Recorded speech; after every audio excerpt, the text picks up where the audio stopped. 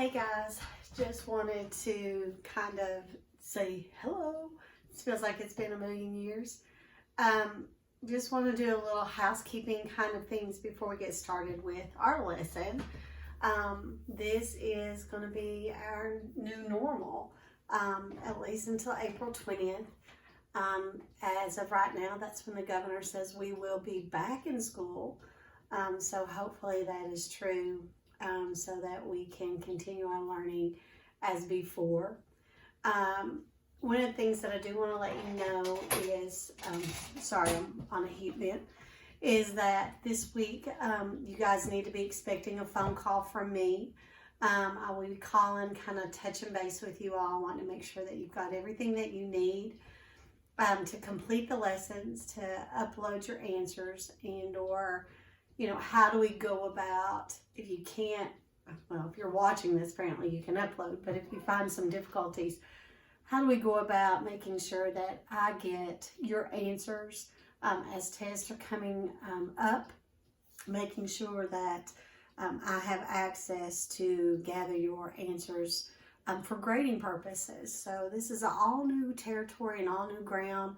So I'll be patient with you if you'll be patient with me, because y'all know I'm not tech savvy. So this is a pretty big deal for me to even be doing the videos online. So woohoo, Miss Kim. And we're just going to go from there. So, so don't forget, this week I will also be pulling my iReady data and looking at those reports to see who has and who has not completed their iReady lessons. Let's be honest, guys, you've had adequate amount of time to get those done.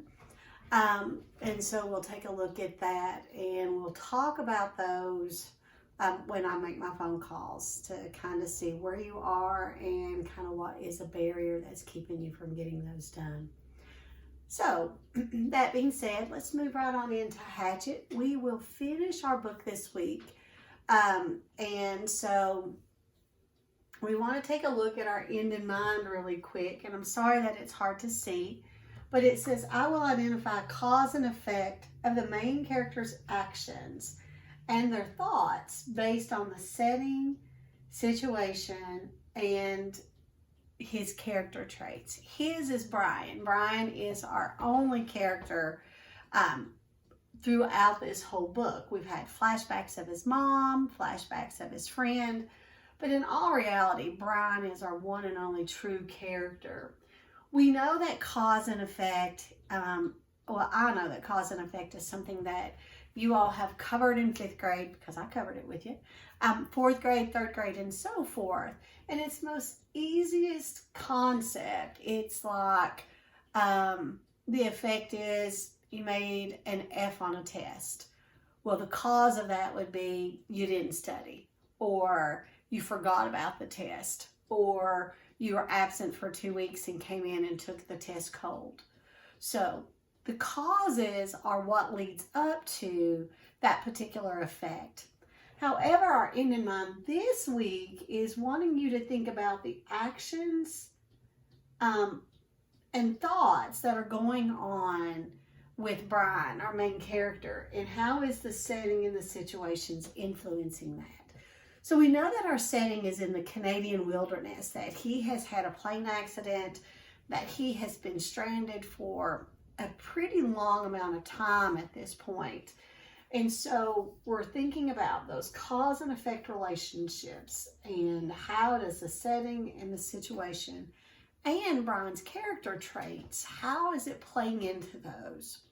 So character traits are the things that make you tick as a person. And we've talked a little bit last year with Number the Stars about how your character traits can change depending on situations. And so we're going to take that a little step further this year with this particular book and see about the character traits that we know about Brian thus far. We know he's a fighter. We know that he is persevering through an extremely difficult and rough time. But now we're going to think about how are situations playing into more of who he is.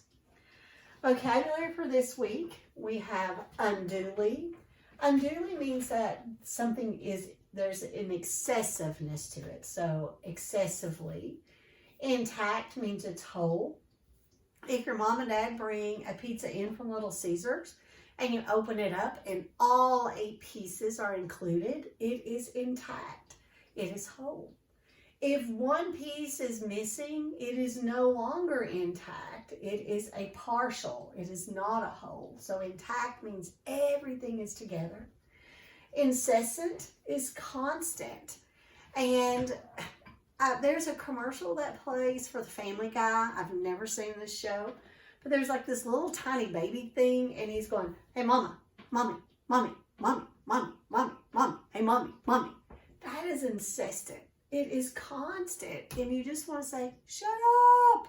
So incessant is where something doesn't stop. Refine is to improve. As you get older and you're writing more papers, whether it's in high school or college, you will have moments where you think it's finished, and you'll go back, or you'll have somebody proofread it for you, or they will read it and give you suggestions, so that you can go back and refine that paper or improve it based on those suggestions. Murky is cloudy. If you've ever been to Laurel Lake, and quite a few of us have, along the shoreline, you'll have some really murky water, and it's where it's more muddled or more muddy. It's cloudy, murky. Frenzied is excited. And I always have this most morbid thought when I think of the word frenzied, and I think of piranhas. Piranhas are fish that, if I remember correctly, they live in the Amazon. Could be wrong, but I think that's where they live. And they have teeth, and they are the only fish that I'm aware of that actually will eat flesh. They will eat anything that gets in the water, and they eat in a frenzied or an excited manner. Instinctive is spontaneous and unthinking. That's that moment when you're in the front seat with your mom or dad, and they slam on the brake and they go whoop, and before you know it, you've got a hand smacked right across your chest. It's instinctive. They do it without thinking. It's all about trying to keep you from sailing into that car window. Rummaging is searching.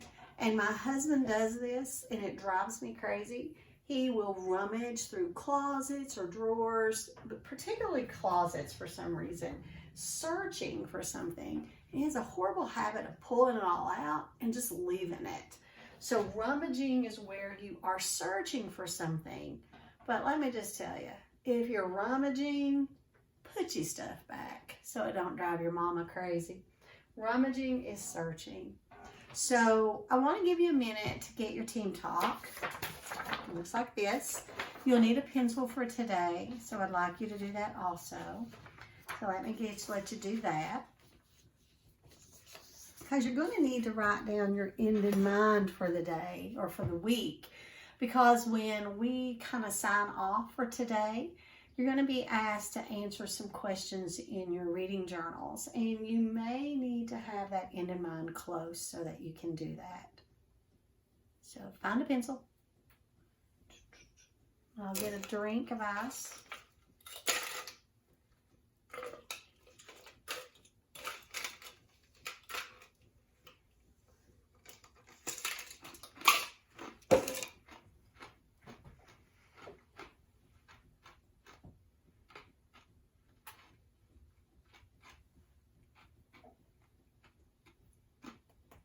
All right, so let's go. I need you to write down, I will identify the cause and effects.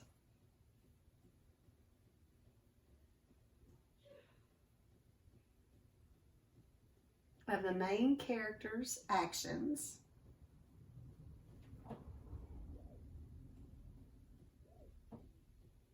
and thoughts based on the setting,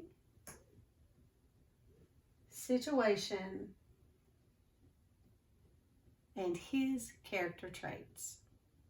So that's what you're going to be referring back to as we are going through our lesson. So let's think about a real example that could go with this. You're at a baseball game, And so at your baseball game, the player looks very determined. So you got a player at the home plate.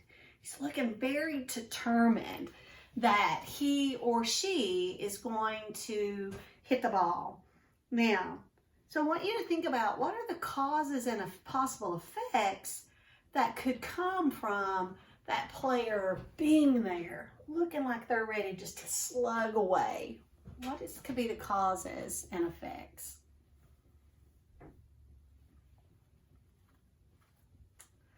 Well, the causes could be that they look determined because they know it's expected of them to hit the ball. Another cause could be, well, somebody threw the ball, so I'm going to look determined to hit it, correct? So, and then the effect could be because someone threw the ball, they hit the ball. The effect could be they hit the ball and ended up on first base. The effect could be they hit the ball and the crowd cheered and went wild. So when we think about causes and effect, that's really what we're thinking about. And the setting of this one would be the baseball game. The setting would be I'm at home plate, ready to hit. The determination could be a character trait. So when we're thinking about these questions this week, there's a multifaceted way that they could be answered. So we kind of want to keep that in mind. So we're going to do a little bit, if you don't mind, I'm going to have a seat. We're going to do a little bit